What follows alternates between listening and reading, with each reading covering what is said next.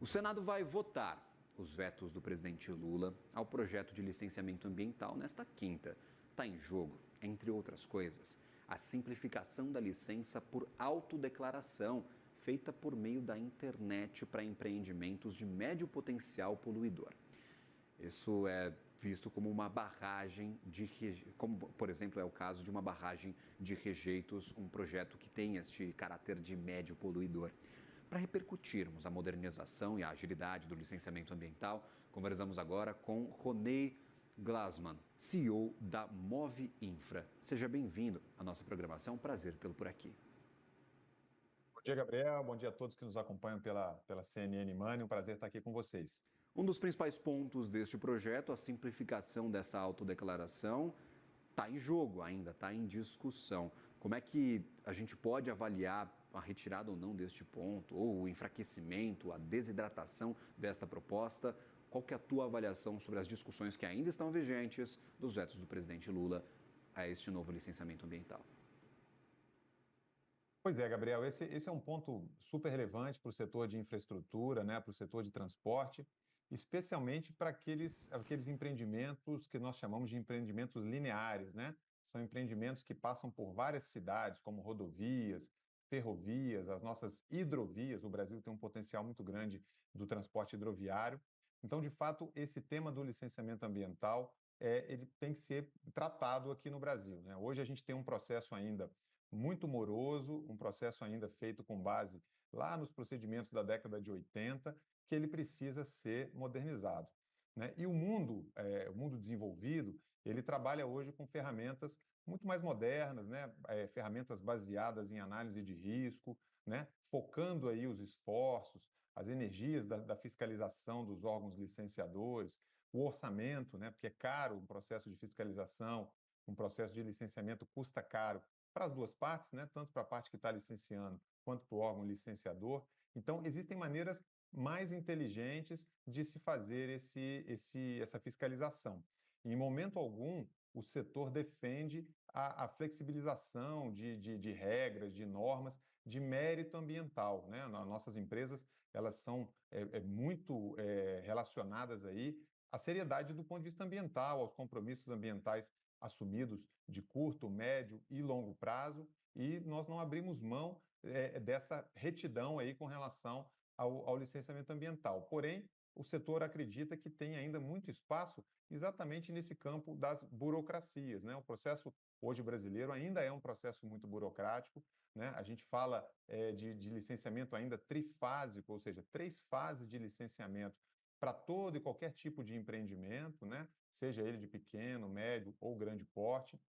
Então, a gente acredita que existem avanços que estavam, né, que foram colocados no então projeto de lei 2159, que depois foi transformado em lei, mas que, infelizmente, como é um assunto, a gente sabe, muito polêmico, um assunto que tem uma carga ideológica muito grande, né, houve aí essa questão dos vetos pelo presidente da República, pelo Poder Executivo, e agora esses vetos estão sendo apreciados, né, pelo Congresso Nacional, que tem aí a última palavra com relação à sua aprovação ou não. Essa sessão está prevista para amanhã, né, para quinta-feira. Foi uma convocação do presidente do Congresso, o senador Davi Alcolumbre, e nós estamos acompanhando e achamos que tem aí algumas possibilidades de avanço em termos de burocracia, redução de burocracia, não em termos de flexibilização e redução de responsabilidades ambientais, né? Ninguém está defendendo aí nada que vá contra aí o meio ambiente, a sustentabilidade, muito pelo contrário, as empresas estão muito atentas a isso, né? As empresas estão indo, as associações e as empresas, o setor de infraestrutura, de logística, de transporte, está indo agora, mês que vem, para a COP30, né? Com toda essa carga, essa bagagem, essa responsabilidade.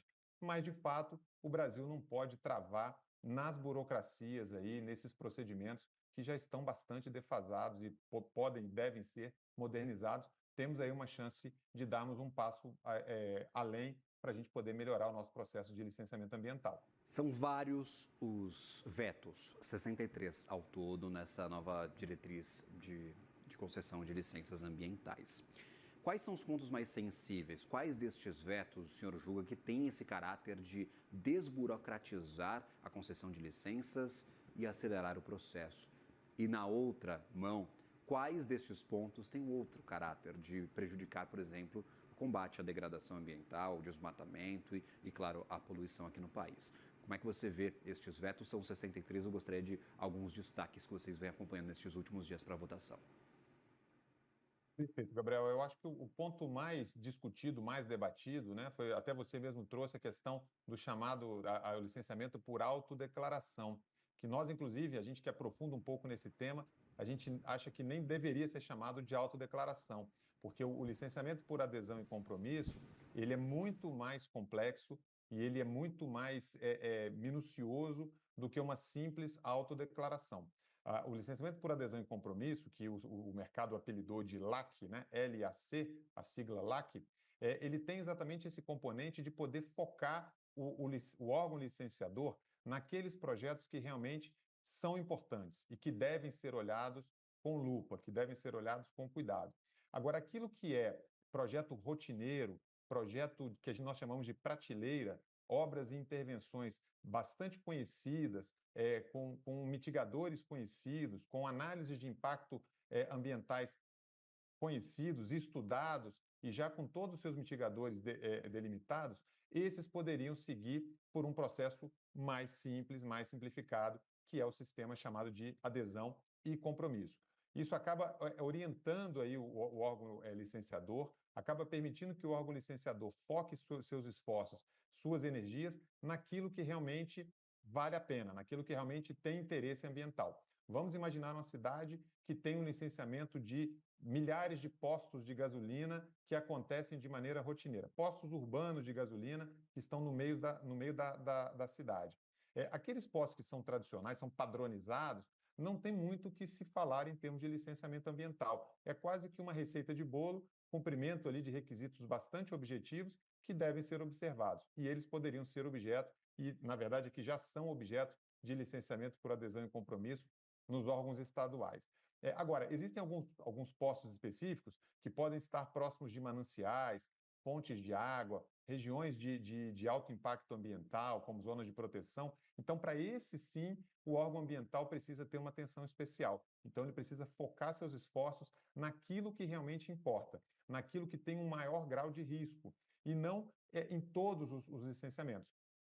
Isso faz com que a gente ganhe celeridade naquilo que é simples, celeridade naquilo que é objetivo, que é cumprimento de simples requisitos e padrões já pré-estabelecidos, e deixa com que o órgão ambiental ele possa se esforçar e ele possa olhar com lupa aquilo que realmente tem impacto para o meio ambiente. A gente entende que dessa forma é uma maneira mais inteligente, né, do órgão atuar, é mais ou menos como a Receita Federal já faz hoje com as declarações de imposto de renda. A Receita não olha todas as declarações de imposto de renda de todos os contribuintes do Brasil, seria totalmente inviável, impossível para a Receita Federal. Mas ela olha exatamente aquelas que têm problema, aquela que tem maior propensão ao risco, aquela que tem alguma coisa que desponte ali os olhos do órgão fiscalizador, e aí ele foca suas atenções naquilo que realmente importa. O Ney Glanzmann, CEO da Move Infra, sempre bem-vindo à nossa programação. Obrigado por estar aqui nos ajudando a entender parte da técnica destes vetos e o que está em jogo com a votação no Congresso Nacional. Até uma próxima, um bom trabalho a você, um bom restante de semana. Eu que agradeço, obrigado. Vamos acompanhar aí a semana que está bastante animada. Um bom dia a todos. Valeu.